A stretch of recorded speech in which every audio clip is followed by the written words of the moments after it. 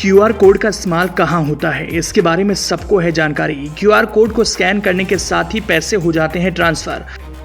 अल्मोड़ा के वैज्ञानिकों ने अब इसी क्यूआर कोड का किया ऐसा इस्तेमाल, चंद मिनटों में हो जाएगा ज्ञान का ट्रांसफर। क्यूआर कोड को स्कैन कीजिए, लीजिए ऐसी जानकारी जिसके बारे में अब तक आप रह जाते थे अनजान। इसीलिए तो इस तकनीक की हो रही चर्चा। जमाना बदल रहा है, आधुनिक दौर में नई नई तकनीक का इस अंदाज में इस्तेमाल हो रहा है जिसके बारे में अब से एक दशक पहले आप में से किसी ने शायद ही सोचा होगा। अब सोचिए, जब से क्यूआर कोड आया तब से हम में से ज्यादातर इसका इस्तेमाल लेन देन के लिए ही करते हैं। सीधी और सरल भाषा में कहते हैं तो क्यूआर कोड को स्कैन कर हम अपने रुपयों का लेन देन करते हैं। लेकिन अब इसी क्यूआर कोड को स्कैन करने के बाद लोग राह चलते हुए भी एक ऐसे क्षेत्र में ज्ञान की दुनिया में जा सकते हैं जहां अब से पहले लोग जाना तो चाहते थे, बहुत कुछ जानना चाहते थे, लेकिन चाहकर भी उस ज्ञान से अनजान रह जाते थे। लेकिन अल्मोड़ा के वैज्ञानिकों ने इसी क्यूआर कोड का एक बेहतरीन इस्तेमाल किया।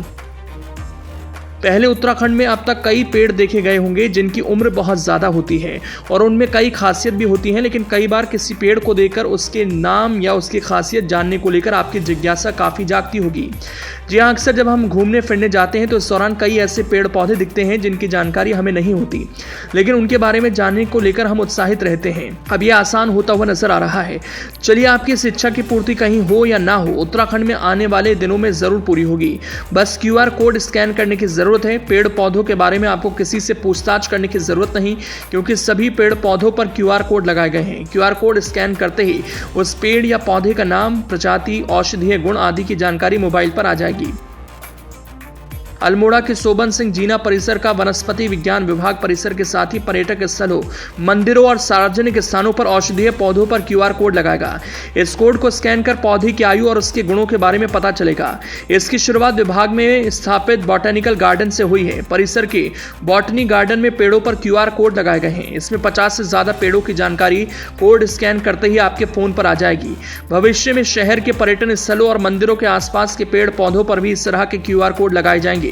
विभाग ने अल्मोड़ा शहर समेत नगर निगम समेत पर्यटन स्थलों और सार्वजनिक स्थानों पर Ginkgo biloba, Cycas, Taxus, Sequoia उतीस, तुलसी, बेलपत्र, एलोवेरा, पीपल, गुड़हल चौड़े, बुरांश, रोजमेरी, तिमूर, तेज पत्ता आदि पौधों की करीब 300 दुर्लभ प्रजातियों पर क्यूआर कोड लगाए हैं।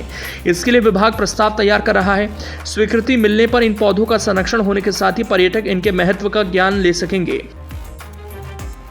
क्यूआर कोड स्कैन के माध्यम से पेड़ पौधों की जानकारी अब आपको फोन पर उपलब्ध हो जाएगी।